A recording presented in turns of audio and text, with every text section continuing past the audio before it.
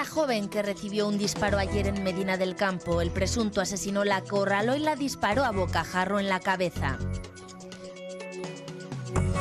Cientos de policías se manifestaron por los fallos del despliegue del 22M, mientras durante la huelga estudiantil, según el atestado policial, 40 jóvenes radicales se abalanzaron en la Complutense sobre 6 agentes. ¿Qué está pasando con la policía? ¿Su imagen está deteriorada? ¿Se sienten desprotegidos?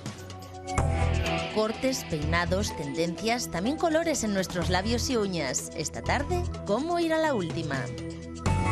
Y si ya están pensando en las procesiones o en esa escapada durante Semana Santa, nos adelantamos y vemos cómo hará, qué tiempo nos espera. Muy buenas tardes, Castilla y León. Son imágenes de este mediodía en la localidad de Medina del Campo. Miles de personas se concentraban en la Plaza Mayor de dicha localidad en repulsa por el asesinato de la joven ayer en torno a las 4 de la tarde y que hoy fallecía después de ser ingresada en el hospital clínico.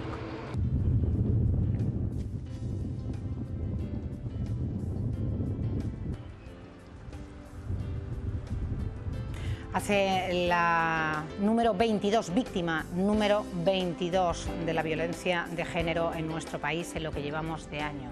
Cifras terroríficas. Abrimos hoy nuestro tiempo de tertulia, eso sí, presentando a nuestras colaboradoras. Ana Parra, buenas tardes. Gemma, buenas tardes. Mili, hola. Arantxa. Voy a hacer pasar, para que también ella participe en esta tertulia, le hemos invitado a Loreto Sancho, que es abogada y es miembro de la asociación. Loreto, buenas tardes y gracias por estar. Es miembro de la Asociación de Asistencia a Víctimas por Agresiones Sexuales y Malos Tratos. Bienvenida. Vamos a nuestro siguiente vídeo, donde se relatan los hechos acaecidos ayer, en torno a las 4 de la tarde, en la localidad de Medina del Campo. Todo ocurría en este paraje de Medina del Campo, en las inmediaciones del Parque Aguacaballos. La mujer acudía al gimnasio cuando su expareja llegó en un coche y le disparó en 2 ocasiones con una pistola. Tras fallar, cargó de nuevo el arma y le acertó en la cabeza. Después se dio a la fuga en el mismo vehículo. La víctima recibió sus primeras atenciones médicas en el Hospital Comarcal de Medina del Campo, pero como su estado era grave, la trasladaron al Clínico de Valladolid. El diagnóstico, al poco de ingresar, era de muerte cerebral. El agresor es un hombre de 40 años que al parecer había mantenido con ella una relación. La víctima nunca le había denunciado ni existían órdenes de alejamiento contra él. La Guardia Civil le detuvo en la localidad palentina de Villarramiel. Fue trasladado a la comandancia de la Benemérita en Palencia capital para posteriormente dejarlo en manos de la Policía Nacional de Medina del Campo, que es la que lleva la investigación. Bueno, pues esos son los hechos. El supuesto agresor, Pedro Pablo Olmos Tejerina, de 41 años, disparó 3 veces al cuerpo de la joven de 32 años con la que mantenía, no en este momento, pero había mantenido una relación sentimental y tenían, eso sí, un hijo en común de 11 meses. Vamos a irnos hasta el Hospital Clínico, donde, les decíamos, ha fallecido hoy la joven de 32 años procedente de la localidad de Medina del Campo. Allí están nuestros compañeros para hablarnos de cómo está la situación. Adelante, buenas tardes. Hola Cristina, buenas tardes. Pues efectivamente ese es el fatal desenlace de este nuevo caso de violencia machista. La joven de Medina del Campo, María Henar, de 32 años, ha fallecido esta mañana aquí en el Hospital Clínico de Valladolid tras permanecer ingresada desde la tarde de ayer en estado de muerte cerebral. Recordemos que resultó herida de gravedad al recibir un disparo de manos presuntamente de su expareja en plena calle en Medina del Campo, donde vivía.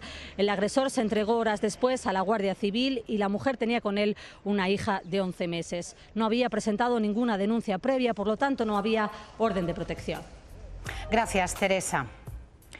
Esa era la última hora del fallecimiento esta mañana en el Hospital Clínico de la joven de 32 años. Y ahora nos vamos con nuestra compañera Sara Leonardo, que ha estado en dicha localidad. Adelante, Sara. Silencio en señal de duelo y dolor por la muerte de María del Henar González, de 32 años. Esta mañana, Medina del Campo, su pueblo, se ha volcado en este sincero homenaje. Miles de personas en la plaza han querido demostrar el dolor y la rabia que sienten ante la pérdida de esta joven medinense. El pueblo está destrozado.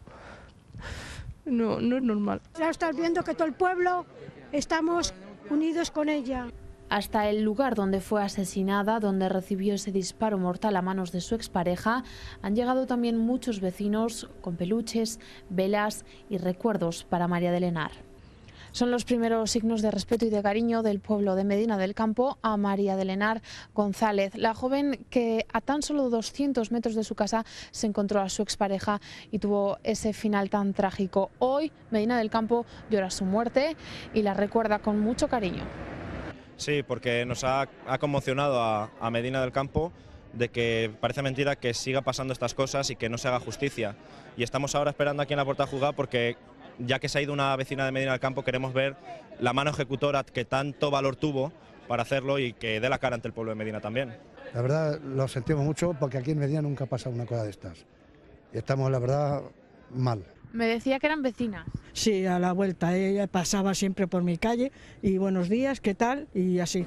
En el pueblo aseguran que nunca habían visto a su expareja por las calles ni acompañando a María del Henar. No, ni si me le veo, no le conozco. No, ha sido un chico que no le hemos visto. Tengo entendido que le hacía la vida imposible. Este chaval ha venido desde una ciudad ajena a Medina del Campo expresamente a matarla, pero a matarla.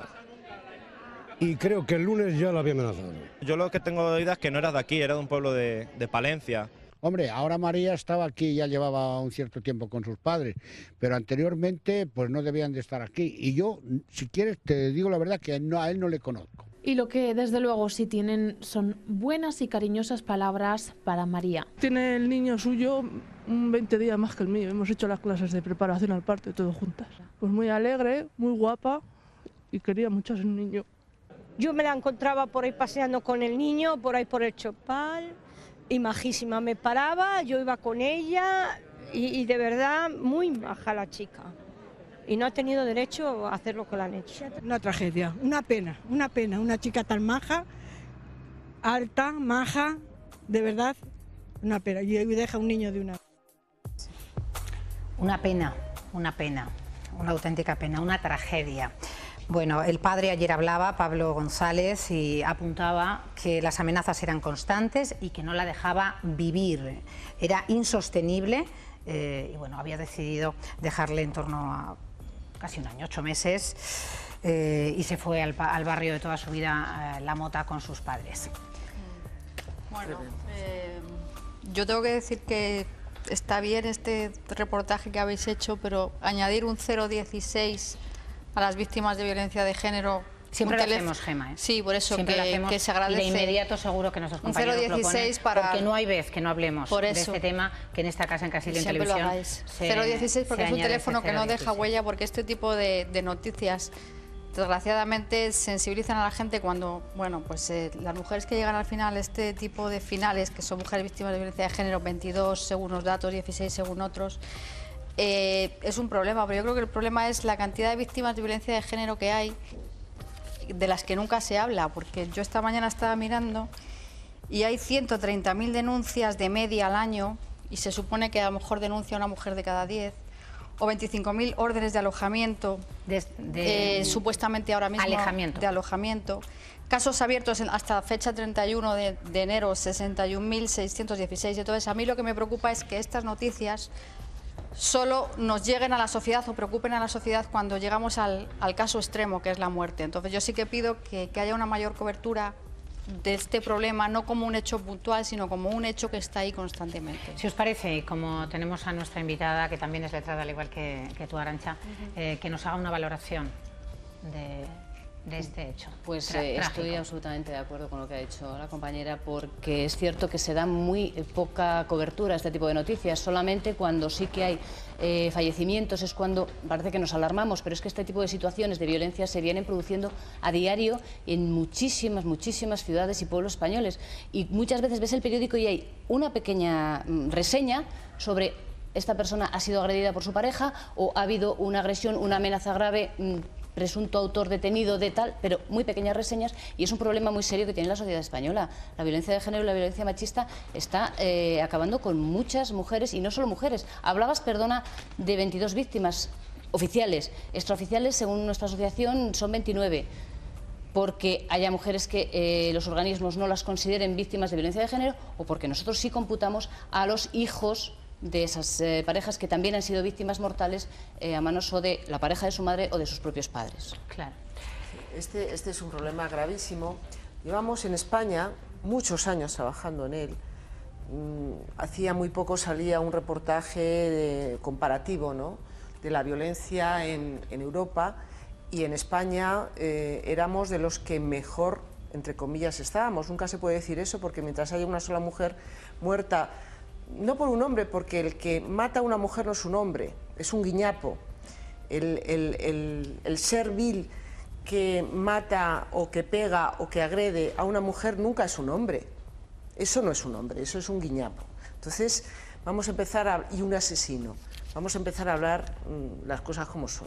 Entonces, decía que en España llevamos muchos años trabajando en esto.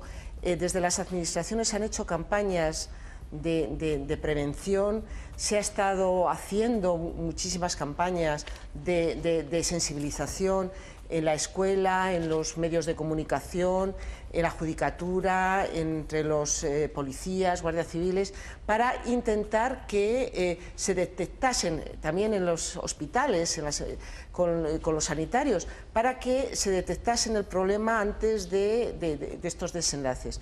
Porque muchísimas veces sabemos que la propia mujer ni es consciente de que es una víctima, ni es consciente siquiera. Había un bestseller que se ha hecho famoso, no, mi marido me pega solo lo normal. Es decir, de alguna manera hay una conciencia de que, bueno, un cachete de vez en cuando, una paliza de vez en cuando es lo normal. Y durante muchos años eso ha venido existiendo. Ahora ya no. Ahora yo creo que la sociedad española ha reaccionado, llevamos muchos años reaccionando, pero sin embargo las mujeres siguen siendo agredidas. Hay víctimas que ni siquiera saben que son víctimas.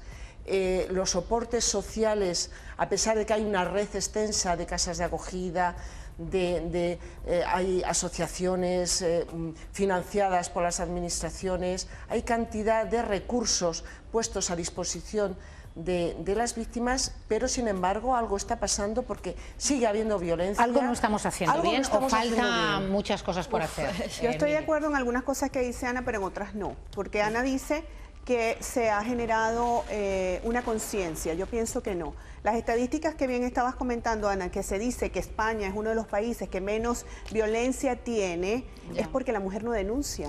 Porque justamente a la mujer española le da mucho miedo, porque aquí todavía viven de la sociedad, del qué dirán, de qué me va a decir la fulana, qué me va a decir mi padre, qué me va a decir mi madre. A pesar de que España fuera una sociedad, o aparenta ser una sociedad muy abierta, para mí es una sociedad muy clásica y no están adaptados y no están acostumbrados a percibir que esto es una violencia, porque la violencia no solamente es física, hay una violencia terrible que es la verbal, que se ve en la calle, en cualquier parte, se ve con los inmigrantes, se ve con la homofobia, se ve con las mujeres cuando les dicen cuatro cosas, se ve en el estadio de fútbol cuando insultan a un árbitro. La violencia puede ser de muchas maneras. El problema es que pueden haber muchas herramientas, como bien tú dices, pero ¿cómo se gestan esas herramientas? ¿Cómo se gestan esas herramientas que se supone que existen en España cuando realmente la mujer, que es la que debería tomar la conciencia de denunciar, no lo va a hacer porque le da miedo social? Para mí le da miedo social. Y otra cosa importantísima, no tiene autonomía económica. Que no ha hablado todavía. Sí, yo la verdad, me cuesta mucho hablar de este tema porque son muchas opiniones y uno no sabe muy bien cómo concitarlas todas. Yo creo que sí que hay una conciencia social muy grande y cada vez más grande, pero también obviamente algo está fallando cuando suceden estas cosas. Sí que creo, como dice un poco Ana, que sigue fallando a lo mejor el entorno tanto del agresor como de la persona agredida. Creo que sigue quedando, y no por falta de conciencia o por egoísmo, sino a lo mejor por discreción, el saber, el oír discusiones fuertes, subidas de tono, que todos sabemos distinguir, y no decir nada. Por cierta discreción, que me puede parecer normal, a lo mejor me estoy metiendo en donde no me llaman, a lo mejor si yo denuncio es peor la consecuencia.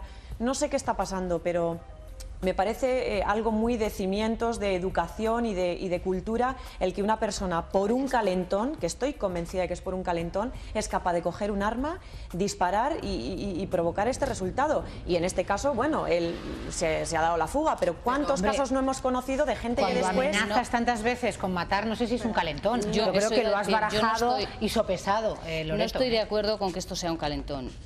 Bueno, a lo mejor esto concretamente no, pero ¿cuánta gente después no se ha quitado la vida? Quiero decir, bueno, yo les animaría que se la quitaran antes de que yo pensaría, porque no se enfrían desde aquí a todos los que lo pretendan hacer, que se la quiten ellos antes. Yo creo que todavía no tenemos la conciencia social que tenemos que tener para evitar esto, porque si estuviéramos concienciados no pasaría de forma tan frecuente. Estamos hablando de unas cifras, llevamos 3 meses de año, estamos hablando de una media de más de 5 víctimas por mes. Entonces yo creo que ahí falla la conciencia, desde luego, y fallan los mecanismos. Sí que es cierto que cada vez hay más mecanismos, se hacen nuevas leyes, nuevas normas, se reforman, pero no es suficiente.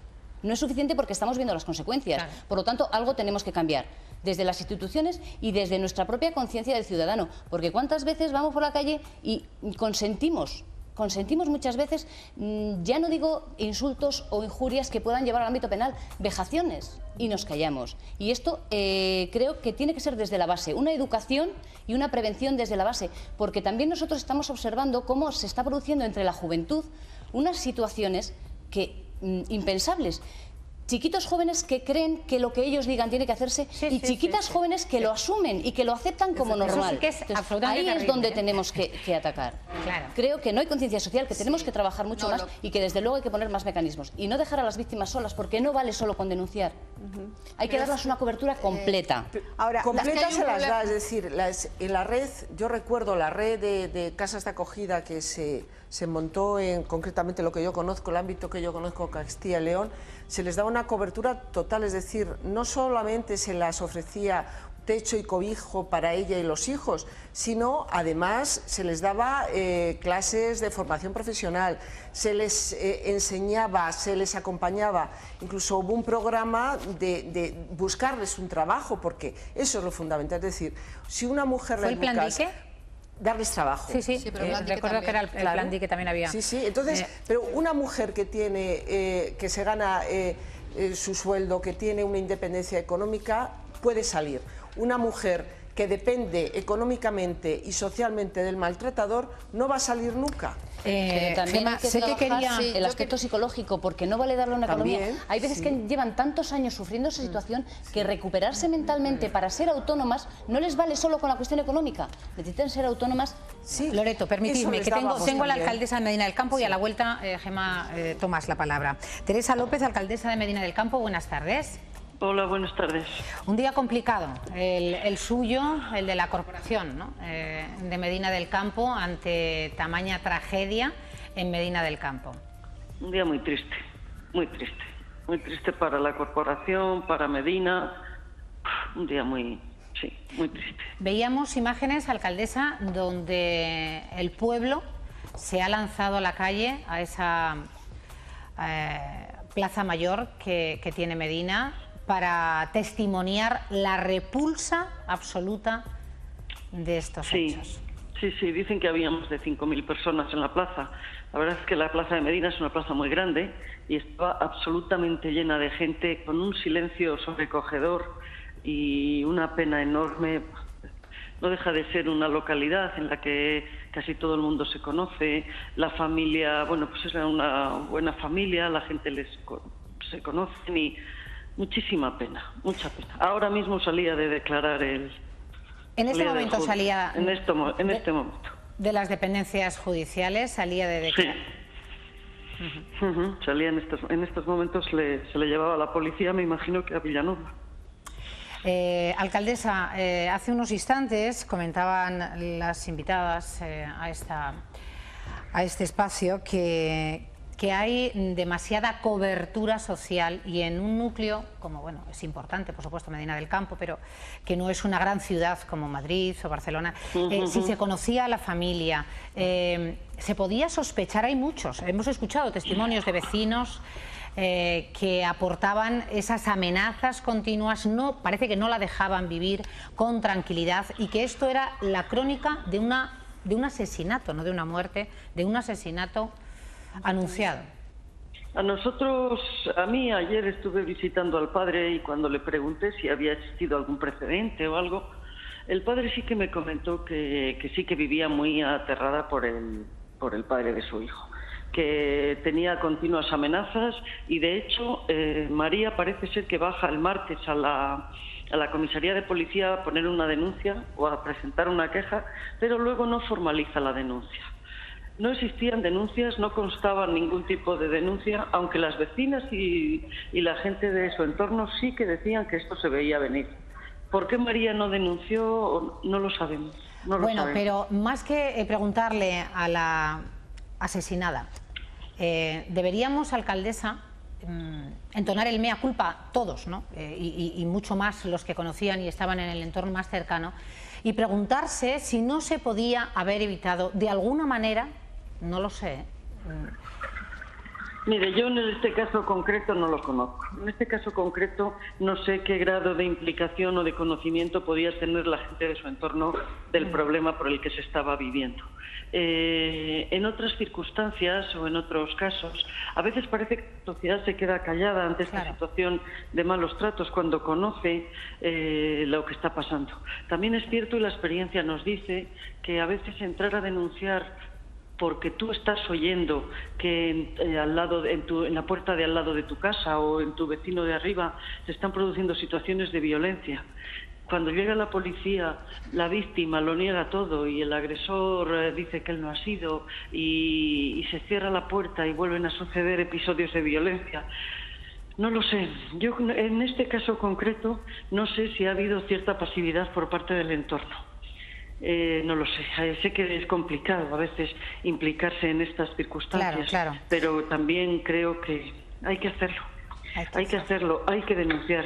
Si hubiera existido una orden de alejamiento, si hubiera existido una situación en la que la policía estuviera más o menos con cierto conocimiento de lo que estaba pasando, a lo mejor lo había pasado. A lo mejor, alcaldesa, la vemos, la siento, con dolor, con emoción y con rabia. Estoy muy agobiada, sí. Estoy muy agobiada. No sé cómo se hace. Bueno, Teresa López, una alarma que no era. Un abrazo. Pues muchísimas gracias y sí, muchísimas gracias de verdad y discúlpenme un poco. Porque lo entendemos, nos hacemos cargo de la situación difícil, de las horas desde ayer que tienen que estar padeciendo ustedes. Gracias, de verdad. Gracias, hasta luego. Agradezco mucho el testimonio de la alcaldesa. Es una cosa importante, es decir, esta mujer hizo un intento de poner una denuncia, pero al final no la formalizó. Se vino hacia atrás, se echó hacia atrás. Sí es verdad que muchas veces cuando por la calle vemos que un hombre está agrediendo a una mujer e intentas intervenir, la propia víctima a veces rechaza esa intervención. Es decir, es un tema muy Ana, delicado, pero perdón, es que Gemma la he dejado antes con la palabra y ahora terminamos. Yo cuando veo estas cosas, o sea, evidentemente aquí falla todo el sistema, o sea, falla. En el momento que una persona es víctima y no se atreve a asumir que es víctima, el sistema está fallando. Y hay más mujeres que no se atreven que se atreven. Eso punto número 1. Punto número 2, el culpable de todo esto es el hombre. ¿El hombre qué hombre? Ese tipo de hombre que se cree que por ser hombre, es que vivimos en una sociedad patriarcal, donde el dominio lo tiene el hombre, que se cree que por ser hombre tiene dominio sobre su pareja la mujer. En el momento que vivimos una relación de pareja en la que un hombre siente que tiene dominio sobre la mujer porque es hombre, ya no hay igualdad. Entonces, eso en la sociedad española yo no sé si lo hay en 1 de cada 3 parejas o bastante más. Y eso es cuestión de educación. Se inicia y esa en el ámbito familiar. Eso es en la familia y en la educación. Desde los y mientras inicios. no arreglen la educación, desde la base, esto sigue siendo una hipocresía. porque hay muchos casos. Absolutamente, y terminamos con Loreto. Por supuesto que la base siempre de todo es la educación, más bien la no educación, ¿no? La pasividad. La educación adecuada. Y el permisismo. Respecto a lo que decía Loreto, estoy absolutamente de acuerdo, pero por mucho que yo nunca he presenciado en la calle una agresión, pero por mucho que si tú vas a ayudar, la propia agredida te diga no, es que son esos casos en los que, ¿qué más da? O sea, es mejor, es como cuando a veces te ha pasado que le dejas el sitio libre a una persona mayor en el autobús y se ofende. Bueno, pero yo lo he hecho, si se ofende ya es su problema. Pero fíjate que yo llamaría más la atención a todo. Y por terminar, yo creo que todos estamos viendo que estamos en una época de repunte preocupante de la violencia en todos los ámbitos y en todos los sentidos. Y muchas veces la sociedad, sin asistir a una agresión, sí asiste a 3 chavales que le pegan una patada a una papelera. Y alrededor hay 50. ¿Alguien de los 50 le dice algo? No. Si entre todos no consintiéramos la violencia en ninguna de sus manifestaciones, a lo mejor los agresores eran los que se asustaban y por lo menos... Exactamente. Porque eran una minoría. Loreto. Sí, efectivamente, estoy absolutamente de acuerdo con lo que ha dicho Gemma, que aquí el problema no es de nadie si podíamos o no podíamos haberlo evitado. Se podía haber evitado si este señor hubiera tenido una educación y no hubiera cogido un arma. O sea, aquí el único culpable es él. Lo mismo que son los culpables los agresores, que ni son arrebatos, no, son situaciones muy pensadas y muy interiorizadas. Y ese es el problema, la educación. Ahí es donde tendríamos que atacar. Y hablábamos de que a veces la víctima te dice, no, no me ayudes. ¿Por qué? A lo mejor es que está condicionada, a lo mejor es que tiene miedo. O sea, muchas veces no es porque no quiera recibir ayuda, sino porque en ese momento no se ve capacitada para llevar a cabo eso. No tiene porque tiene un condicionante que es él que la está... Bueno, pues insistimos en ese teléfono gratuito 016. Gracias, Loreto, por estar hoy con nosotros. Gracias a vosotros. Cambiamos de tercio y seguimos hablando de violencia. Lo apuntaban nuestras contertulias. ¿Qué está pasando con la policía? La Policía Nacional ha detenido a 54 personas en los altercados que se han registrado este miércoles en la Universidad Complutense de Madrid, en coincidencia con la huelga de enseñanzas medias y universitarias convocada por el Sindicato de Estudiantes y en el transcurso de la huelga que se desarrolla en estos últimos días en varias universidades. Según informó la policía, las detenciones se han practicado después de que el rectorado ordenase que se desalojara a las personas que estaban causando incidentes. 2 agentes han resultado heridos leves, según la delegada del Gobierno en Madrid, cuando varios estudiantes han zarandeado su vehículo policial durante estas protestas. Ayer hablábamos también de situaciones preocupantes, violentas, tremendas, este pasado fin de semana, el sábado, en Madrid. Bueno, planteado está, y yo no sé si... Es que continuamos como en lo mismo, continuamos con la violencia. Me dicen que vamos a hacer una pausa, a la vuelta lo comentáis. No me mires, no me mires, no me mires, no me mires, no me mires, déjalo ya. No he dormido nada esta noche, y tengo una cara que no puedes mirar, porque te vas a horrorizar. Mira ahora, mira ahora, mira, mira, mira ahora, mira ahora, mira ahora, puedes mirar. Ella me...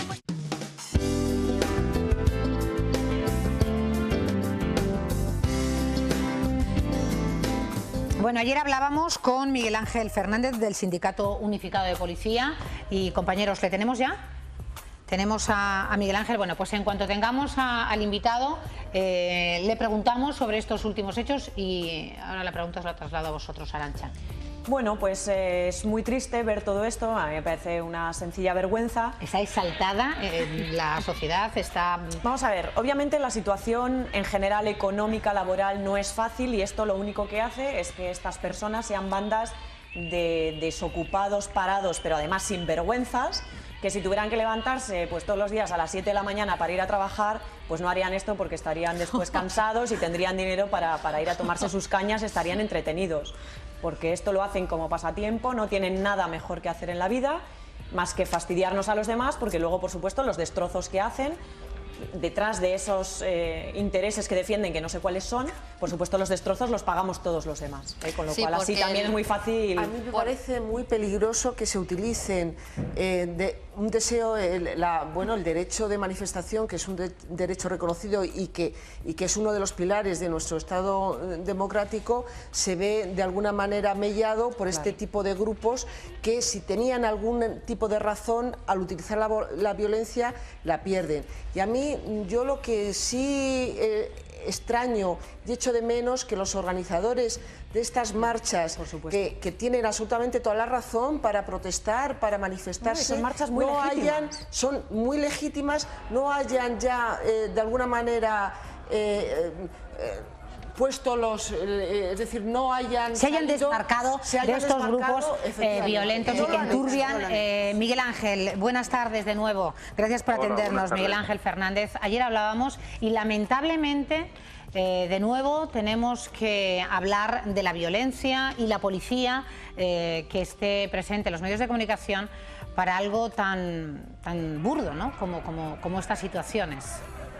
Sí, efectivamente. Los grupos violentos de un tiempo a esta parte estamos viendo que se están involucrando en las manifestaciones que son pacíficas todas ellas, lo que pasa que llega el momento de la disolución de la manifestación, de que finaliza la manifestación y estos grupos violentos pues se apoderan de los lugares por los que ha transcurrido la manifestación para crear disturbios y que la noticia real sea pues que grupos violentos pues han manchado las manifestaciones. Hasta ahora venían siendo pues una forma de publicitarse en los medios de comunicación, publicitar sus siglas de grupos radicales, pero hemos visto que en esta última manifestación querían algo más, querían hacer daño a un policía de forma grave.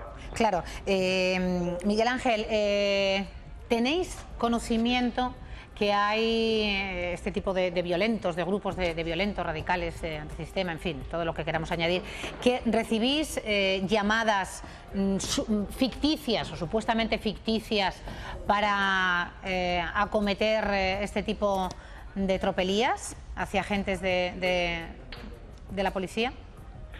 Sin ir más lejos, ayer se produjo una llamada al 091 para que enviasen un radiopatrulla a un lugar de aquí de Madrid, del distrito de Moncloa. Cuando llegó el radiopatrulla fue asaltado por 40 encapuchados que le decían que les iban a matar. Tuvieron que hacer uso de su arma reglamentaria para salvar la vida. Eso es una práctica muy peligrosa que hasta ahora no se había producido y que lógicamente nosotros tendremos que estar preparados para dar una respuesta y unos protocolos de actuación. Sí, claro, es que además los violentos estos, o sea, el grupo de violentos, claro, los estudiantes hoy hacían una manifestación, en teoría contra la ley Wert, ¿no? O sea, el ministro Wert y la nueva ley de educación, ¿no? La LOMCE. Y entonces resulta que con este tipo de manifestación de violentos, al final, si la ley de educación está bien o mal, ya no es noticia, ya no es problema, y al final solo hablamos de unos violentos encapuchados que son cobardes porque además tapan la cara, que no sé si quieren ayudar a que los ciudadanos recobren derechos. Lo primero no, porque ellos son los primeros que no tienen ningún tipo de no hacen bien los derechos que tienen que hacer, pero si quieren ayudar a las personas que se manifiestan, por favor que lo hagan bien, porque lo único que hacen es que se llevan todo el protagonismo y al final la causa de la huelga es lo que no nos estamos centrando, lo que es, y es lo que debería ser noticia. Bueno, dejadme... Sí, era una huelga de estudiantes, sí, hoy es huelga de estudiantes. Y ellos no son estudiantes encima. Seguramente a lo mejor ni lo son, ni les importa con la cara tapada. Hombre, por supuesto, la causa es lo de menos, es violencia gratuita. O sea, es que además nunca la violencia está justificada, pidas, te manifiestes o se trate el tema del que se trate. Miguel Ángel, ¿está pasando algo que hasta ahora no había ocurrido? ¿Se sienten los compañeros suyos, en este caso, de la policía? ¿Cómo se sienten? Pues tras los hechos del pasado 22 de marzo, lógicamente, sobre todo esos... Y de ayer, miércoles, y en fin, es que son muchos temas. Sí, a ver, los que se quedaron aislados en el 22 de marzo realmente lo que sintieron pues fue esa impotencia de poder actuar en condiciones como policías, había unas órdenes premeditadas de que había que aguantar y eso fue un error. Y respecto a lo de ayer, hay dos cosas. Y ayer había una reunión, perdona Miguel Ángel, ahora recuerdo, ¿qué salió de esa reunión? Pues de esa reunión con el director adjunto operativo lo que salió, bueno, se nos presentó encima de la mesa mejoras de jornada laboral para los miembros de las unidades de intervención policial. Claro, lógicamente los sindicatos reaccionamos rápidamente y le dijimos que había una mesa de negociación abierta, que eso era para tratarlo en la mesa y que la reunión era por otro tema totalmente distinto. era para intentar pues depurar responsabilidades por el mal procedimiento del dispositivo de la manifestación. Tenemos poquito tiempo, Miguel Ángel. ¿Están sintiendo miedo ante esas llamadas, vamos a entrecomillar, ficticias, algunas de ellas? ¿Tienen miedo los agentes? No, los agentes no tienen miedo, lo que tienen es los ojos bien abiertos y tienen que tomar todo tipo de precauciones, porque lógicamente en cualquier momento pueden ser llamados a asistir a una intervención y pues encontrarse con 40 encapuchados. No es lo mismo como ocurrió ayer, que bueno, que al fin y al cabo era de día, pero imaginémonos que es llamado un vehículo policial porque está ardiendo un contenedor en una calle poco transitada y de noche a las 5 de la mañana y de repente pues le llegan a estos encapuchados. No hay justificación. Gracias de verdad, Miguel Ángel Fernández, una vez más por atendernos del Sindicato Unificado. Y lo que no hay de Policía. derecho a vosotros. Gracias. Y lo que no hay derecho, además de la indefensión que tienen estas personas, es que después estos delincuentes, estos asesinos queden libres bueno, de los 60 o 65 solamente hay uno en la cárcel. Eso no puede ser. Porque es que además la policía nos está protegiendo a todos nosotros y está protegiendo un Estado de Derecho. La policía tiene que tener armas suficientes para defenderse ellos y defendernos a todos, que están velando por nuestra propia seguridad. Pero volvemos a lo mismo. Otro de los problemas que ha llevado a esta situación, concretamente del sábado, es el vivir un poco o esa interpretación, vamos a ir de la fachada, porque en Madrid había unos observadores de la OSCE, entonces se dio orden a la policía de que aguantara. Solo porque había unos observadores y se deja a la gente totalmente vendida a que se jugara la vida. No, oiga, vamos a actuar como tenemos que actuar. Y si los señores de la OSCE dicen que somos muy malos, pues que lo digan. Pero claro, luego el juez, le llegan todos esos detenidos, si es que aquí son siempre los mismos problemas. El juez solo puede aplicar la ley, no puede hacer nada más. Porque si les deja detenidos cuando la ley dice que les tiene que dejar en libertad con cargos, las consecuencias son para el juez. Gracias, Arantxa, Mili, Ana, Gema, nos vemos próximamente y volvemos a lamentar de verdad la víctima de María Enar Medina del Campo. Les propongo que escuchen y vean el siguiente vídeo. Vamos a conocer mejor la figura de Álvaro del Portillo. Así definen a Monseñor Álvaro del Portillo algunos de los que mejor le conocieron. Vi un hombre sencillo, amable, piadoso, de esas personas con las que uno está a gusto, no se cansa de hablar con él, y desde luego un maestro. Forse è meglio dire un auténtico uomo di Dio. Tercero de 8 hermanos, don Álvaro nació en Madrid en 1914, en el seno de una familia de profundas raíces cristianas. Con apenas 21 años, se incorporó a la institución cristiana del Opus Dei, fundada tan solo 7 años antes por José María Escrivá de Balaguer, quien desde bien pronto vio algo especial en el joven madrileño. Es por ello que le convirtió en su ayudante más firme durante casi 40 años. Dava l'impressione di essere un uomo profondamente spirituale. The life of somebody who was very holy. Con 30 años fue ordenado sacerdote, con 61 sucesor de Escrivá de Balaguer al frente de la institución y con 76 obispo. La sua fedeltà e la sua lealtà verso il Santo Padre. Era doctor ingeniero de caminos y doctor en filosofía y en derecho canónico. En Roma desarrolló gran parte de su labor pastoral, participando de una forma decisiva en los trabajos del Concilio Vaticano II. Durante sus 19 años al frente del Opus Dei, la labor de la prelatura se extendió a 20 nuevos países. År 1982 berättade don Álvaro för påven att han hade planer på att börja med Opus Dei i olika länder i Asien y... Humildad, prudencia y fortaleza, alegría y sencillez, olvidándose de sí mismo en favor de los demás. Así transcurrió su vida, según sus más allegados, en el desarrollo de su incansable trabajo pastoral. Hoy, 20 años después de su muerte, esa entrega y tesón tienen una merecida recompensa. El Papa Francisco ha reconocido en don Álvaro haber hecho un milagro: curar a un niño chileno que sufrió más de media hora de paro cardíaco y una hemorragia masiva nada más nacer. Por ello, en apenas 6 meses, Monseñor del Portillo será beatificado.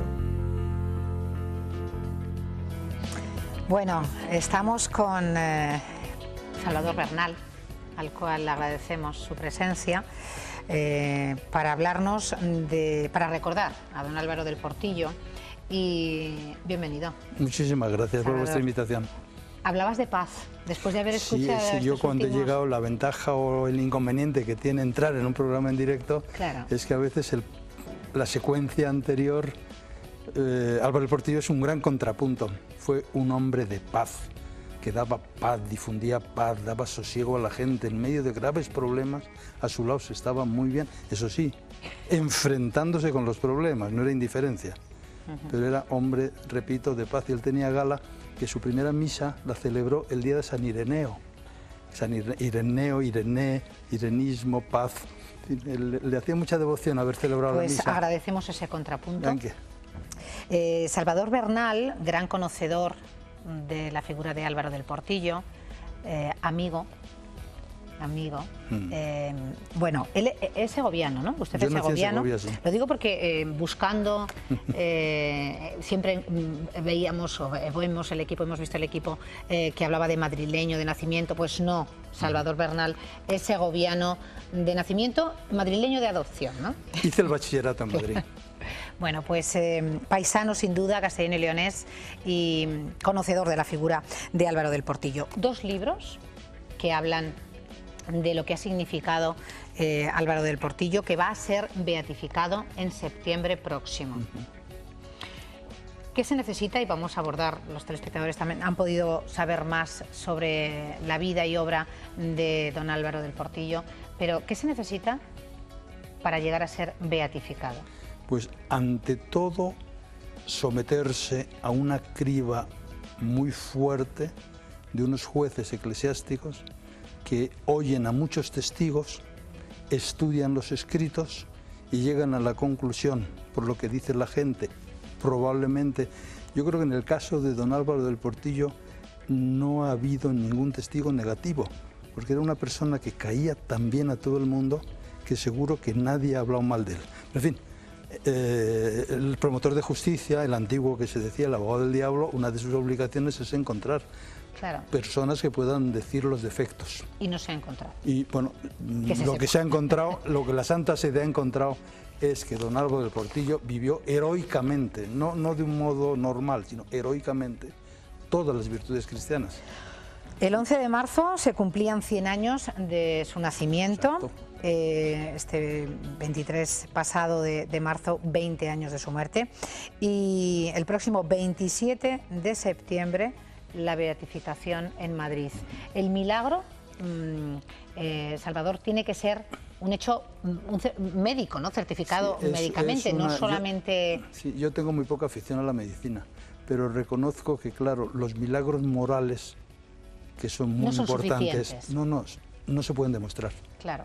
De que si una familia que tienen problemas lo resuelven, lo superan gracias a rezar a don Álvaro, soy testigo de muchos casos, eso cómo demuestras que se han reunido, se han perdonado como consecuencia de una acción sobrenatural, espiritual de Álvaro del Portillo, mientras que un chavalillo en Chile que le da un síncope, que está varias... Muy pequeñito era, ¿no? Sí, pero estuvo bastante tiempo, que en circunstancias normales habría muerto y caso de vivir habría quedado tarao y resulta que está corriendo, haciendo deporte como uno más. Y es un auténtico milagro y eso también la congregación romana que estudia estas cosas son muy serios. Y eso lo firmó su santidad Juan Pablo...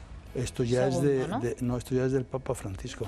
En el caso, la certificación de... Es curioso que en el caso de don Álvaro empezó el proceso con Juan Pablo II. Benedicto XVI declaró las virtudes heroicas. Ahí está. Y Francisco el milagro.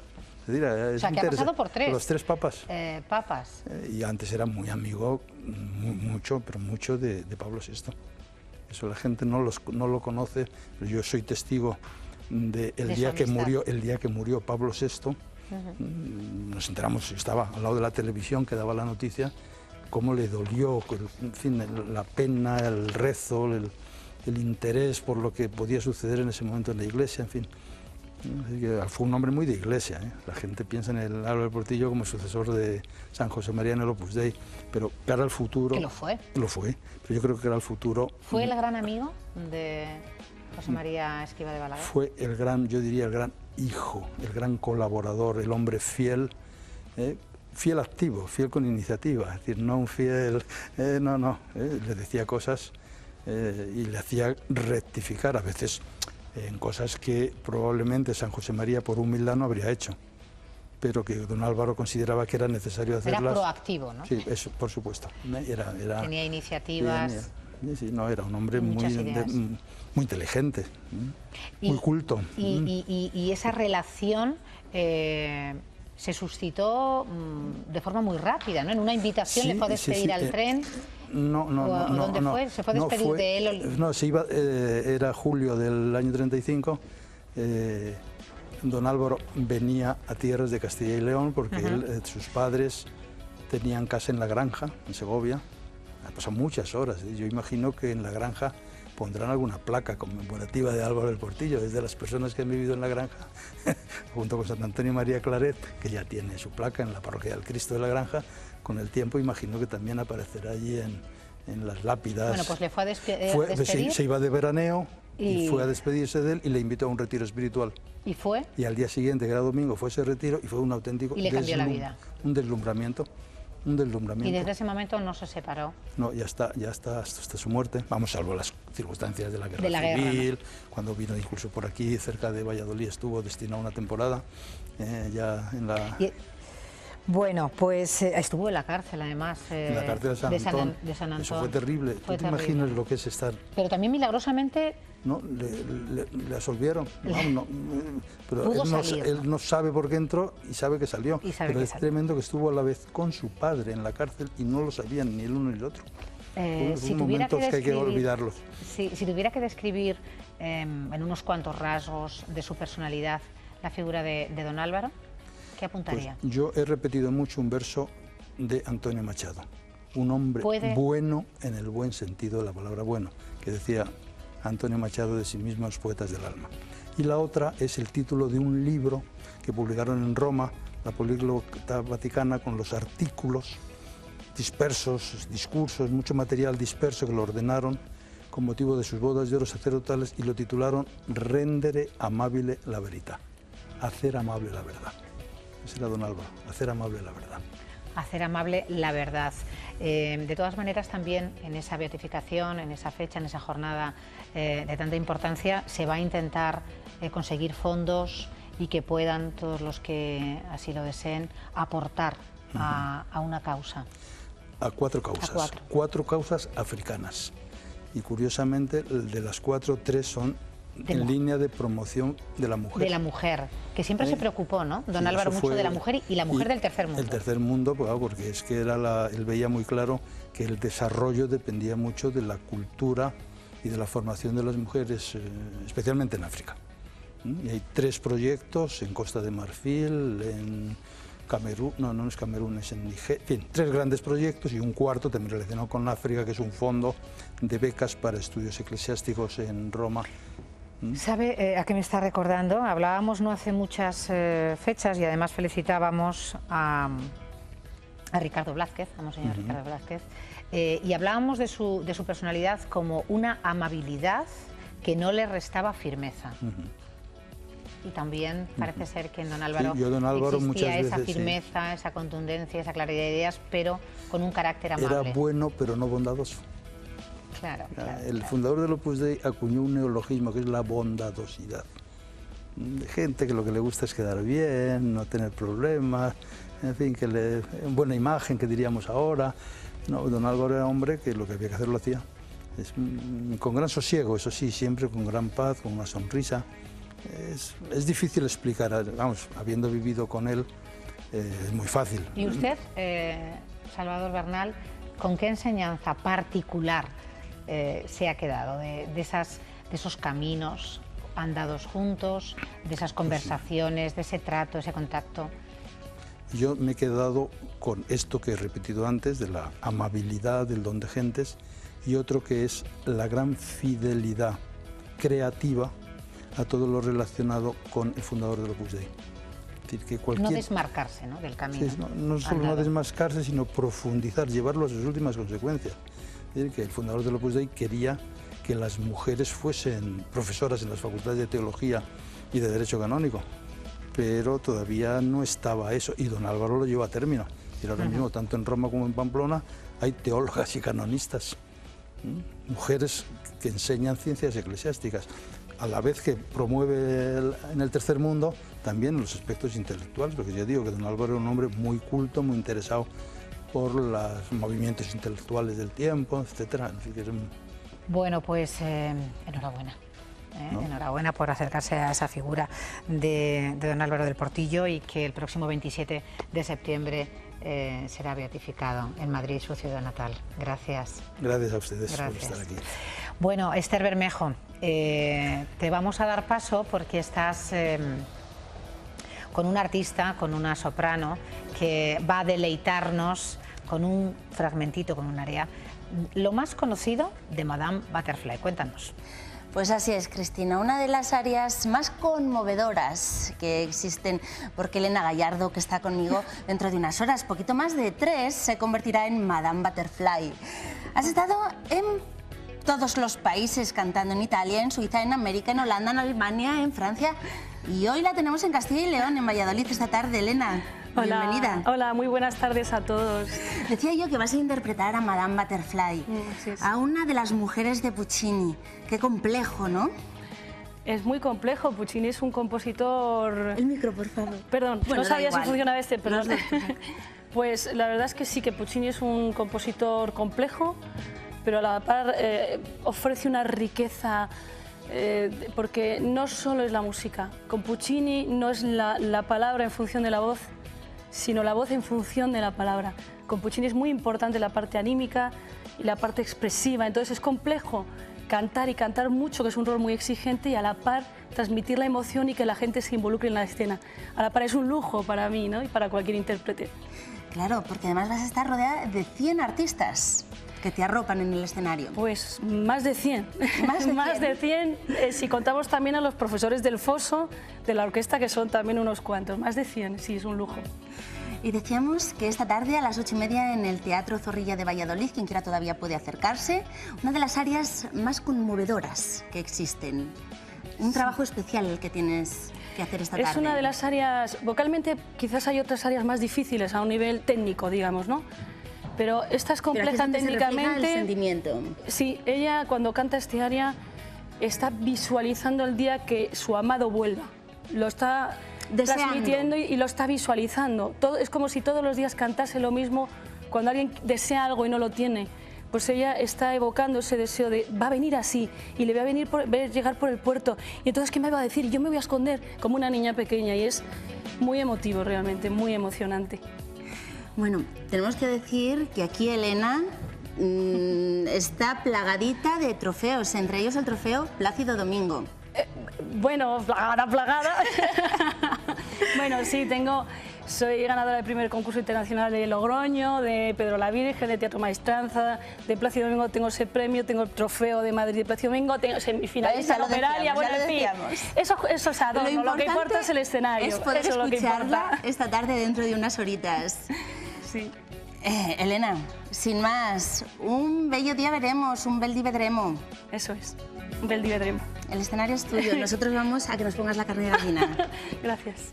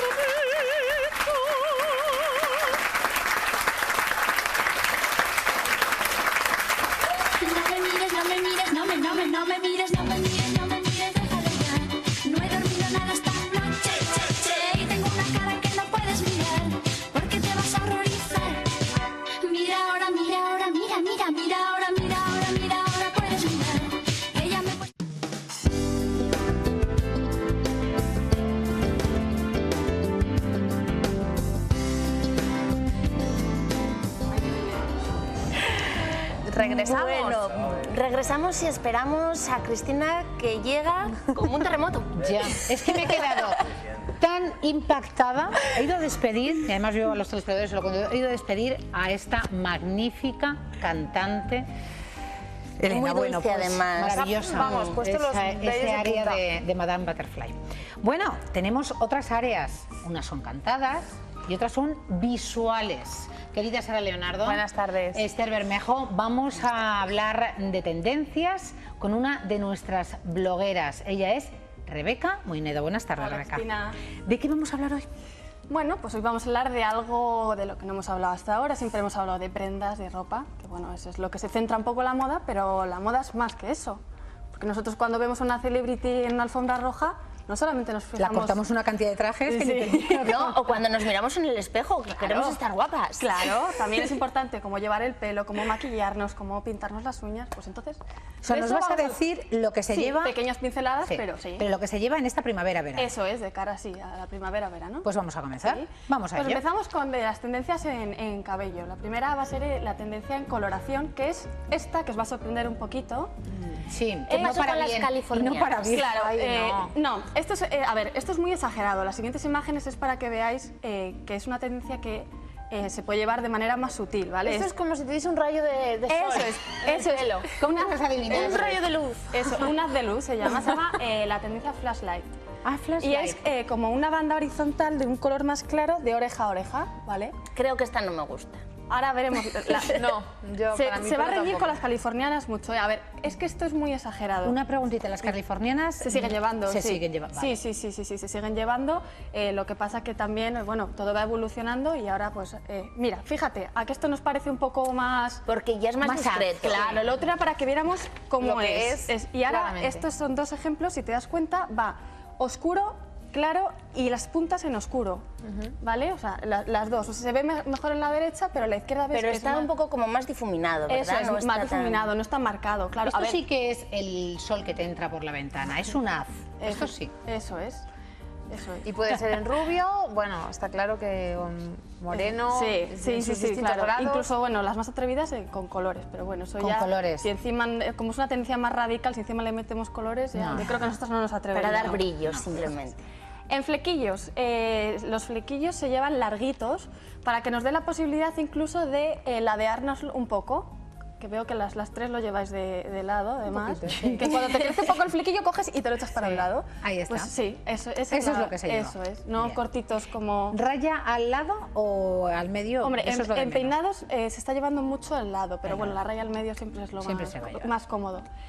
Este es el corte de pelo tendencia estrella, que es el que lleva Sara y el que llevas tú, Cristina. Ah, mira. Sí. Fíjate, yo pensando que le tenía más largo, pero no, sí. Es por aquí, ¿no? Sí, las chicas que tienen el pelo largo se lo están cortando. Por el hombro, que es como lo lleváis vosotros. Pues yo no, me niego, que para una vez que lo tengo largo... Yo me niego también. Pero el corte que lleva Cristina, además, con esa ondita, que es lo que se lleva, con un pelín de onda, no muy marcado, pero que dé ese efecto desenfadado, eso es. Bien. Eso es lo que se lleva. A mí lo que me gustan son las chicas. ¿Cómo es Jessica Alba? Este a lo garzón, volvemos, ¿no? Sí, y las que se lo tienen por el hombro, no creo que os atreváis vosotros, pero se lo están cortando con cortes un poco más radicales y más cortitos. Pues yo una vez lo tuve así, de cortito. Claro. Tienes que traernos una foto, Esther. Tienes que tener de todo, ¿eh? Tienes que estar guapa, ¿eh? Sí. Y creo que más claro. Además con el flequillo como un poco desfiladito. Así, tal cual. Yo es que siempre pensaba que este corte de pelo era como el del cortito, garzón, para caras más finitas, como que te hace la cara distinta. Sí, porque a lo mejor pero te hace la cara un poco más, más redonda. ¿Y a Winnet? Sí. Pues, ¿Y la otra modelo? Esa es la campaña de Mango de ahora, de esta primavera. Si te das cuenta, las onditas que os digo que parecen como de surferas. Sí, pero no. Es un sí, pero no. Sí, eso es. Pero el corte es el que... Como que sales de la ducha y te pones el pelo de espuma. Eso es. Pues este es el corte estrella que se lleva ahora, que lo llevan las celebrities, bueno... Bueno, y además favorece. Tijeras al pelo. Si lo tenemos largo, ya saben. Pero el pelo largo lo vamos a alargar, a Esther se lo vamos a cortar. Pero el pelo largo también se sigue llevando. Hombre, claro, sí se lleva todo. Rebeca se justifica. Yo el pelo largo. Ya me lo cortaré. Bueno, esto en cuanto a tendencia de pelo. Eso es. Y ahora vamos a hablar de pintalabios de cara, ¿vale? A esta primavera. Se llevan, bueno, en la tendencia, o sea, lo que ha venido como nuevo es el naranja, que ahora lo vamos a ver. Pero el rojo se sigue llevando siempre, los tonos nude, los tonos maquillaje también, discretos, los rosa chicles y los tonos naranjas. Oye, se lleva todo también. Bueno, rojos, nude, rosa, naranja. ¿Sabes qué pasa? Que en belleza las tendencias no son tan radicales como la ropa, porque a cada persona le favorece una cosa distinta. El tono de piel. ¿Y cómo sabemos cuál nos favorece? A ver, hay algunas normas, pero que claro, luego... pueden servirte o no, ¿vale? Para las que tenemos la piel más clarita, nos favorecen los tonos rojos, los fucsias, incluso los que son así como granates, ¿vale? Y los que tenemos la tonalidad más oscura, nos favorecen los melocotón, los tonos tierra y los tonos naranja. Mira, lo que te digo, Scarlett Johansson, la derecha, es de piel clara y lleva el naranja, o sea que la norma no tiene por qué cumplirse, ¿sabes? Que al final es lo que a una le... Si te apetece y te va esa tarde el ponerte más naranja, pues te lo compras. Por ejemplo, nos decían tus compañeras que se van a llevar mucho los tonos pasteles. Con esos tonos pasteles, ¿qué barra de labios ponemos? Un rosa muy clarito tirando a un tono maquillaje. Sí. Acompañando ese tono pastel, ¿no? Eso es. O sea, todo muy suave. Sí. Todo muy tranquilo. Y bueno, otra cosa, un truquito para que nos parezcan los labios un poco más gruesos, que eso nos gusta mucho. El perfilador, que sea muy similar al tono que llevamos, nada de 2 tonos más, que eso es de antes. Y marcarlo por el contorno natural del labio y luego un poquito más por encima, nos dará ese efecto como más grueso. Es decir, que el contorno sea... Eso es, un poquito por más la parte de de fuera. Eso es, un pelín más, ¿eh? Un pelín más. Un pelín. Sí, un pelín, no parece... Eso es. Las uñas. Las uñas, que me ha hecho un pajarito que a Cristina este tema le gusta. Claro. Y es que yo estoy deseosa de saber cuál es. Pero aquí sí que hay novedades. Sí, aquí hay muchas novedades. Parece que de un año a otro. Pero no se me gusta mucho, ¿eh? A ver, vamos a ir. A ver, en las uñas, los tonos pastel. Son lo que más ha visto en pasarela. Ahí tenemos un azul como cielo, pero son tonos pastel lavados que se llaman. Y ese rosa clarito, clarito, clarito que tenemos a la derecha. Así que a juego con las prendas que llevemos, nada de totalmente diferente. Esto ya es esta creación, el nail art que se llama ahora, ¿vale? Es un poco más complicado. Sí, es complicado. Hay que tener buen pulso, ya no es pintarse las uñas, es que hay que hacerse dibujitos. No, yo esto creo que yo lo veo muy difícil, pero bueno, para alguna ocasión... Llevan mucho tiempo esto de hacer arte. Hay gente muy manitas que se lo hace. Yo paciencia no tengo, así que esto descartado. Bueno, pues para eso está gente especializada en ello, para un evento, pues vamos, que nos pongan las uñas un poco... Y así, ¿no? La media luna. Eso es media luna, eso es. Yo creo que en nail art lo que deberíamos de hacer, si nos gusta, no llevar cosas demasiado... Cuando vayas en tonos lisos de vestir, puedes... Sí, a mí lo que me gusta del nail art, por ejemplo, es esta tendencia que es la de media luna, que es muy discreta. Si te das cuenta, la modelo de la izquierda es súper toda mi vida, si lo estuvieran viendo las abuelas que lo estén viendo, dirán, eso toda la vida es cuando se te levantaba la laca de uñas y te quedaba así como horrorosa. ¿Sí? Y ahora se lleva, fíjate. Sí, ahora se o sea, cuando se te salta el esmalte que dices, ¡ah! Sí, horror. Pues con puntitos, con rayas, y los colores, los pastel, y el blanco, que parece que me echa un pegote de tipes ahí. El blanco también se lleva cuando estamos morenitas, bronceadas. Para destacar bien. Sí. Y los tonos tierra también se llevan mucho en uñas. Pues ahí están todas esas apuestas, tendencias de ultimísima hora, primavera-verano. Aunque la primavera ha empezado, bueno, luego eso será harina de otro costal, ya saben, con nuestra querida Isabel Zubiaurre, pero gracias, Rebeca. A vosotras. Hemos hecho un repaso a tonos de pelo, de uñas, de labios. Vamos a hablar de micropigmentación regenerativa. Micropunción, micropigmentación o micropunción regenerativa. ¿Que no saben lo que es? Bueno, pues nosotros tampoco, pero nos lo va a contar un especialista a la vuelta de publicidad.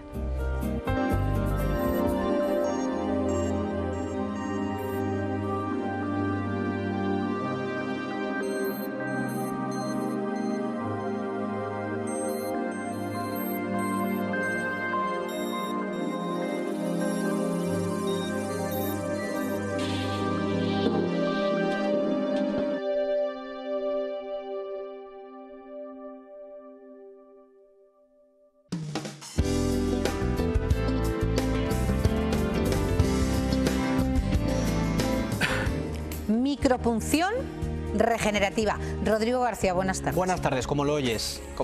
Y es que yo estoy... Espera, parece que te he traído aquí para hacerte la micropunción. Yo estoy como loco con el Skin Roller DNS, que es en lo que se basa la combinación de este Skin Roller DNS con productos específicos nanosómicos. Ay, madre mía, que me estás metiendo en el cuarto de estudios. Similares y espera, escucha, con resultados visibles similares a los conseguidos con otros métodos como exfoliaciones químicas, láseres fraccionados, microdermoabrasión. Yo necesito que alguien me saque dudas de esto porque no entiendo nada. Y yo también.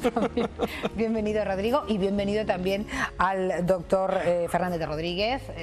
Gracias por estar aquí de nuevo. Hola. No entendemos nada. Hoy no entendemos nada. Yo se lo he dicho, nada más entrar. He dicho, doctor, no entiendo nada de esto, del DNS, el Skin Roller y la micropunción. Lo que acabas de decir es una marca de un roller, precisamente. Y el roller no es otra cosa que un cilindro con una serie de púas o agujas, microagujas, que producen la micropunción regenerativa, lo que estaba diciendo ahora mismo ella. Que es de lo que vamos a hablar esta tarde. Es de lo que vamos a hablar. ¿Y qué es la micropunción regenerativa? Pues no es una técnica muy sencilla y segura que se puede hacer en 20 minutos, incluso menos. ¿En cuántos? En 20 minutos, escasos. Desde que la persona se pone en la camilla hasta que se va. Hasta que sale micropunzada, 20 minutos. Yo creo que hasta que ha apagado incluso, o sea, ya puestos a tal, ya 20 minutos. Y entonces es una técnica sencilla, como os digo, segura, muy parecida y alternativa a la mesoterapia que ya se ha hablado alguna vez, que es con agujas muy pequeñitas, de 4 milímetros, pues esta es un rodillo que lleva múltiples agujas, dependiendo de la marca, pues puede llegar a tener hasta 500 agujas. Entonces, al pasarlo, lo que produce son unas microheridas que no sangran y se producen unos canales, por decirlo de alguna forma, minúsculos, de 0,07 el más pequeño hasta 0,75 milímetros. ¿Y cuál es el objetivo que buscamos con esta técnica? Es que ¿podemos ir viendo fotografías? Sí, sí. En lo que lo explica el doctor. Esto es un roller que se podría hacer, una micropunción regenerativa, en la cual se puede hacer sin nada. Y en esta sería, por ejemplo, echando esa ampolla. Ajá. ¿Qué puede ser esa ampolla? Lo que has dicho de los nanosómicos o no sé qué, porque has dicho varias cosas que no estaban bien, pero ahora no me acuerdo. Ah, bueno, pues esto es lo que yo he buscado en... Sí, pues había alguna palabra que no estaba pero bien. ¿Ante Pero usted? bueno, ¿Ante ti? Bueno, pues esto sería, solamente con pasar al roller, la estimulación mecánica ya serviría para hacer una micropunción regenerativa, pero podríamos echar una sustancia, un producto de esos que llega a la dermis. Cuando llega a la dermis, estimula. La función que tiene de estimular es el colágeno y la elastina. Cosas que con los años se nos va yendo, como otras cosas. Lo único que se nos va aumentando son los años, pero las demás cositas nos bajan. Pero lo bueno se va yendo. Se va yendo. Y el colágeno es una cosita de las que nos mantiene la piel. Cuando hago así, cuando hablamos de la piel siempre hablamos del rostro, pero pueden ser las piernas, el abdomen, las manos. O sea, esto se puede hacer en cualquier parte del cuerpo. En cualquier parte. Los que más se hace es en cara, en cuello y escote y en las manos. Que si os fijáis, muchas veces personas, esto es un roller. Ahí veis, este es el que tiene eso, 540 microagujas. Os he dicho el diámetro, lo que tiene, pero la profundidad hace que te lo puedas hacer en casa o te lo tenga que hacer un especialista. Los hay de 0,2 milímetros, 0,5, hasta ahí te lo podrías hacer tú en casa sabiendo cómo se maneja. Ahí te voy a regalar uno, si te lo puedes hacer en casa. Pues no es caro, no es caro. Ahora le voy a preguntar a Jorge.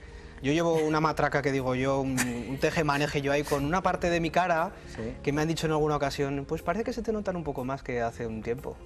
Pero ¿qué es la matraca que se te nota? Que se mira hacia arriba así. Ah, bueno, no, pero vamos, esos son arrugas, ¿no? La palabra es que no quería oírla. Líneas de expresión queda muy bien. Bueno, yo he traducido las líneas de expresión o líneas dinámicas o como lo quieras, pero son arrugas y así no se entiende todo el mundo. Eso con el roller no se quitaría. Ligeras arrugas puede, ¿sí? Pero no, pero no en una sola sesión. Haciendo, porque ya os hemos hablado muchas veces, en medicina estética no es entrar y salir. Esos tratamientos flash se pueden hacer. De hecho, el roller lo puede tener, porque tiene dos efectos secundarios que son buenos, que es eritema e inflamación.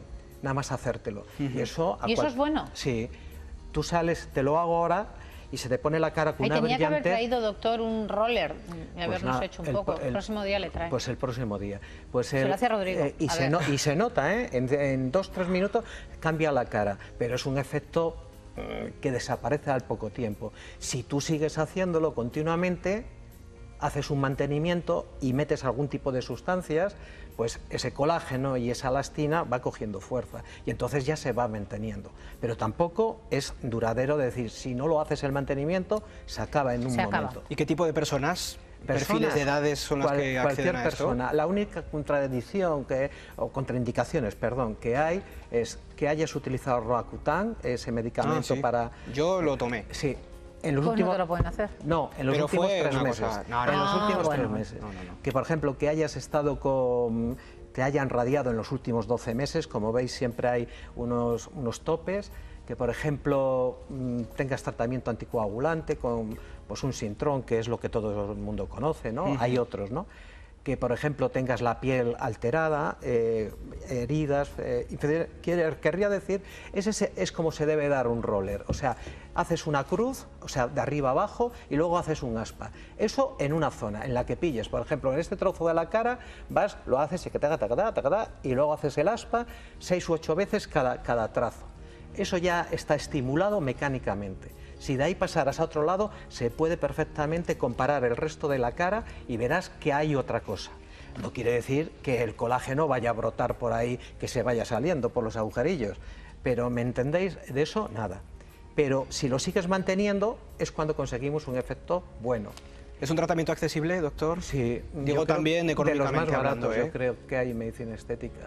Qué bueno. Sí. El doctor nos hace ahorrar y además mejorar. Me parece muy bien. Y una de las cositas es que podemos meter hialurónico, que eso ya os suena o hemos hablado. ¿Cómo te lo pones y con el producto las ampollas esas que has visto antes, te las das. Te las da, te la dan.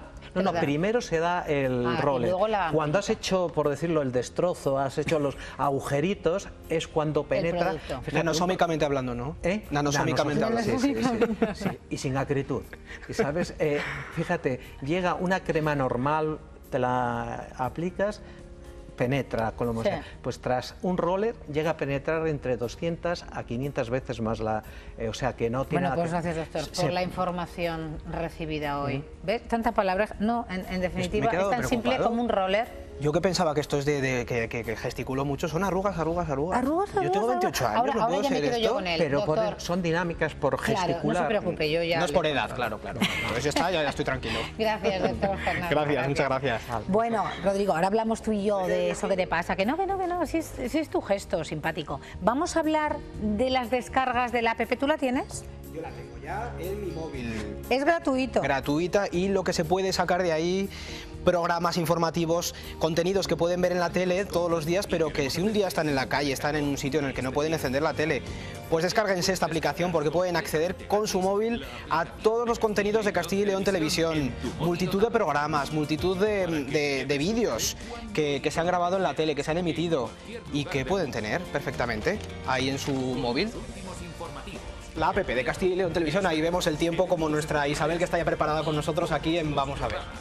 Perfecto, o sea que podemos elegir el programa que queramos, a la carta, o ver en directo un programa como el nuestro, que es más largo, tiene más duración y todas esas cosas. Muy bien. Además es genial, porque las personas que no están en nuestra comunidad lo pueden ver. Pues que pueden elegir de forma gratuita, a la carta, el programa que desea ver, o en directo, si se encuentra usted en un viaje, pues sintonizar, por ejemplo, este programa Vamos a ver. Isabel Zubiaurre, buenas tardes. También pueden escoger el programa del tiempo. Hombre, por supuesto. Claro, ese tiempo tan deseado. Bueno, no sé si precisamente es deseado el tiempo que nos va a venir próximamente, los próximos días. Bueno, ya estamos acostumbrados, ¿no? Yo ya, pues, no sé, pues lo que venga. Hay que resignarse y aún así buscar alternativas. Mira cómo viene ella con una sonrisa puesta, pues claro. Como sabe que va a recibir ella, pues ya viene preparada. Sí, ¿Qué tiempo nos espera? ¿Te acuerdas? Pues mira, además me he acordado que lo hablamos el programa pasado, cuando hizo este tiempo tan bueno, que os gusta tanto. ¿Te acuerdas que hablamos del anticiclón de bloqueo? Sí. Pues ahora lo hemos perdido por completo, obviamente, y por eso está lloviendo tanto. Y lo tienen en Noruega, en Escandinavia, es decir, un poquito más al norte de nosotros. Que nos lo devuelvan. Y ellos, como está ahí colocado el anticiclón, las borrascas se ven obligadas a circular por España, por Francia, es decir, que nos han hecho un bloqueo. Que la culpa lo tienen los suecos.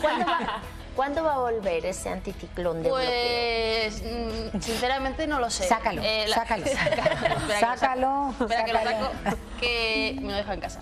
Que de momento no. De momento un anticiclón de bloqueo se queda durante mucho tiempo y piensa quedarse en esas latitudes tan al norte una semana prácticamente, con lo cual casi hasta... ¿Con lo cual el fin de semana? Con lo cual el fin de semana llueve. Esther, ¿qué preguntas me haces? Paraguas, Esther, paraguas para el Más fin o de menos semana. paraguas, pero tampoco va a ser para tanto, ¿eh? Mañana, ahí le tenemos. Mañana, ya mañana mapa de Castilla y León. Mañana ya empieza a llover, pero tampoco va a llover mucho. Va a empezar lloviendo, sobre todo, las lluvias van a entrar por el suroeste, van a entrar por Ávila y por Salamanca, y va a ser especialmente ahí, en la Sierra de Béjar y en el sur de Ávila, donde más va a estar lloviendo.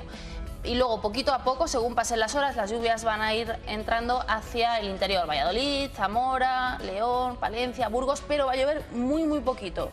O sea que, por ejemplo, las lluvias que vemos de Valladolid hacia arriba van a ser muy poquita cosa. Tarde-noche y muy, muy poquito. Y incluso a ratos podríamos tener sol para a lo ir largo del día. preparándonos para el fin de semana, ¿no? Sí, más o menos. Y bueno, y decir que mañana suben un poquito las temperaturas por la tarde. Que a cambio suben, ¿no? Eso es, a cambio suben las temperaturas porque el viento sopla con componente sur. Ese mapa del sábado está un poco más feillo en cuanto a lluvias. Si te quedas en Valladolid, a lo mejor te gusta aún menos, porque lo importante muchas veces ya no es el símbolo, sino la cantidad que cae. Y vamos a tener un frente que además se va a quedar anclado desde Ávila, Segovia y pasa por Valladolid, por lo que todo el centro de la comunidad el sábado va a llover bastante. Sobre todo, aún mucho más, en el caso de Ávila y de Segovia va a ser un día muy pero que muy a remojo. La nieve va a llegar a últimas horas del día por encima de los 1000 metros, porque ya hace unos días atrás hemos tenido bastante nieve en algunas zonas, y de cara al fin de semana, entre los 1000 metros a últimas horas del día, los 1400 metros, ya en zonas más altas, más de montaña. Pero Isabel, nos lo prometiste. ¿Ah, sí? Semana Santa. Ah, lo prometí, Semana Santa. ¿Y lo prometido? Lo prometido es deuda. Me preguntasteis el tiempo para Semana Santa, y bueno, como queda mucho, pues no sé qué os pensáis que soy. Yo creo que Ella se ha venido muy primaveral, ¿eh? Me he traído mi bola de cristal para ver el tiempo que va a hacer en Semana Santa. ¿Qué la has hecho tú? Pero esa bola tiene poco de transparente, no sé lo que vas a No, ver. esta bola suya Es que la hizo ella la hace he hecho tiempo. yo, es una bola Atmosférica. personal, no puedo deciros el secreto ni dónde la he comprado, no, mejor de lejos, no le gusta salir No le gusta que se cerca acerque. porque se ven sus imperfecciones. Pero Pero bueno, la queremos como es, ¿eh? sí, verdad, hay que Sí, aceptarla. sí, totalmente. Pues esta bola, si realmente no sirve para nada, me la he traído para hacer el tonto, porque es imposible, sí, así lo digo, es imposible realmente saber con tanta antelación el tiempo para Semana Santa. Pero sí que podemos hacer esto que estamos viendo? otra cosa, que es basarnos en el tiempo que ha hecho los 32 últimos años en el periodo que va a ser Semana Santa, es decir, entre el 13 y el 21 de abril. Si tiramos de datos desde 1981 hasta 2013, podemos saber qué tiempo hemos solido tener. Y en toda España en general hemos tenido un ambiente suave, con unos 14 grados y con precipitaciones frecuentes. Es decir, ya, eso lo saben. Sí, ¿verdad? Yo ya lo sabía, digo, no voy a decir nada nuevo. Que de la mitad de la semana, de entre el 13 y el 21, la mitad de los días ha llovido, que es un poco lo que os dije la otra vez, pero también la mitad de los otros días no ha llovido. Entonces, ¿por qué hay esos portales que muestran una predicción para 14 días, para 15 días? Porque esos portales, sinceramente... ¿No son fiables? No, lo único que hacen es que tienen publicidad, tú entras, picas y les estás dando dinero. Ahí estamos, ahí estamos. El Así lugar está el donde secreto. más frío va a ser en Semana Santa, Castilla y León. Dentro de toda España, el lugar que donde suele hacer más frío es en nuestra comunidad. Estamos hechos ya de acero, Dicho está. no pasa nada, somos los más duros de todos, así que no hay que Recios. preocuparse. Y bueno, pues siempre Como los solemos- abulenses, que fíjate qué frío estos últimos días. Y es que es gente que aguantan y saben aguantar todo, un carácter recio. Claro que sí, pero majos también, ¿eh? Somos muy majos. Hombre, claro. Y bueno, pues ahí vemos, por ejemplo, ese mapa, y los colores más oscuros, justamente lo que nos quieren decir son que tenemos temperaturas especialmente bajas. Y por el otro lado, en Córdoba y en Sevilla, también muy conocidas por la Semana Santa, suelen tener Pues un calor, ambiente un poquito Andalucía, más cálido. calor. El cambio horario, y nos vamos directamente a las fotos, que Sí, tenemos poquito queremos tiempo. recordar que este domingo perdemos una hora.